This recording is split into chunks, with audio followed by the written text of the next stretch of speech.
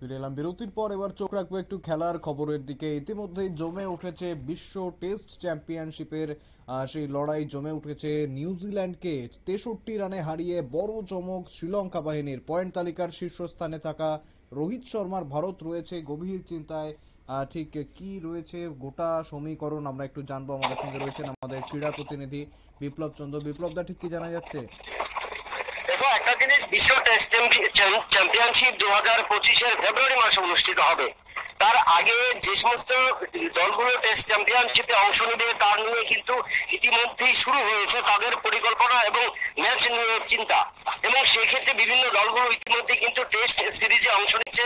ভারতীয় দল বর্তমানে বাংলাদেশের বিরুদ্ধে দুটো টেস্ট ম্যাচ খেলবে, তারপর আগামী নভেম্বরের শেষ দিকে খেলবে ভারতীয় দল অস্ট্রেলিয়ার বিরুদ্ধে 5টি টেস্ট ম্যাচের সিরিজ। এর পাশাপাশি গতকালকে কিন্তু শ্রীলঙ্কার দল 63 রানের ব্যবধানে নিউজিল্যান্ডকে তাদের টেস্ট সিরিজে হারিয়েছে। এবং টেস্ট সিরিজে হারানোর কারণে কিন্তু নিউজিল্যান্ড এখন পর্যন্ত যে পরিসংখ্যান, সেই পরিসংখ্যানে তাদের আসন এখন 50-50, অর্থাৎ তারা 8টি ম্যাচে অংশ নিয়েছে এবং 8টি ম্যাচের মধ্যে 4টি ম্যাচে তারা জয়লাভ করেছে এবং 4টি ম্যাচে তারা পরাজিত হয়েছে। এই পরিসংখ্যানে তাদের এখন পয়েন্ট হলো 50%।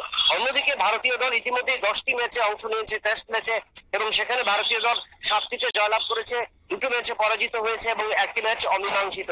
সেই জায়গায় ভারতীয় দলের পয়েন্ট রয়েছে এখন 80তে।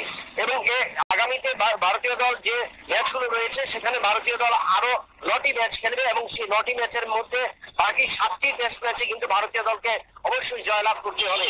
এবং সেই জয়লাভ যদি সম্ভব হয় তাহলে কিন্তু ভারতীয় দল একমাত্র সরাসরি দল হিসেবে রোহিত শর্মার নেতৃত্বে টেস্ট এশীয় চ্যাম্পিয়নশিপের ফাইনালে যোগ্যতা অর্জন করতে পারবে।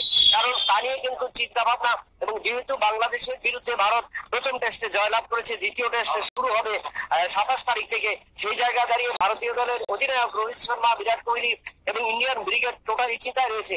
কারণ অস্ট্রেলিয়ার বিরুদ্ধে অস্ট্রেলিয়ার যে উইকেট, অস্ট্রেলিয়ার যে পিচ, অস্ট্রেলিয়ার যে ওয়েদার, সেখানে ভারতীয় দল 5টি টেস্ট ম্যাচে নিজেদের কতটা তুলে ধরতে পারবে।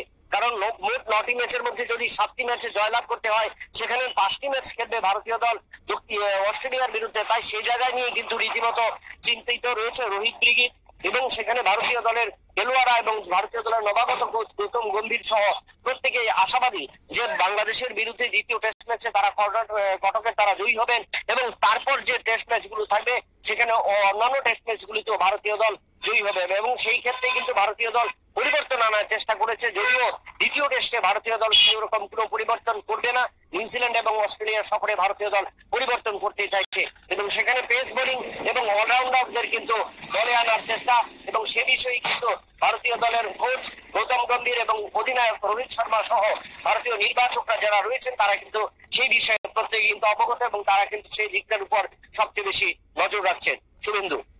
একেবারেই ধন্যবাদ বিপ্লব দা। বিপ্লব আমাদের ক্রীড়া প্রতিনিধি বিপ্লব চন্দ্র একদম বিস্তারিত তুলে ধরলো। এবং পয়েন্ট তালিকার শীর্ষে থাকলেও আগামী যে ম্যাচগুলো রয়েছে টেস্ট চ্যাম্পিয়নশিপের, সেইগুলি রয়েছে কিন্তু অস্ট্রেলিয়ার সঙ্গে, এবং সেদিকেই তাকিয়ে রয়েছে গোটা ক্রিকেট মহল।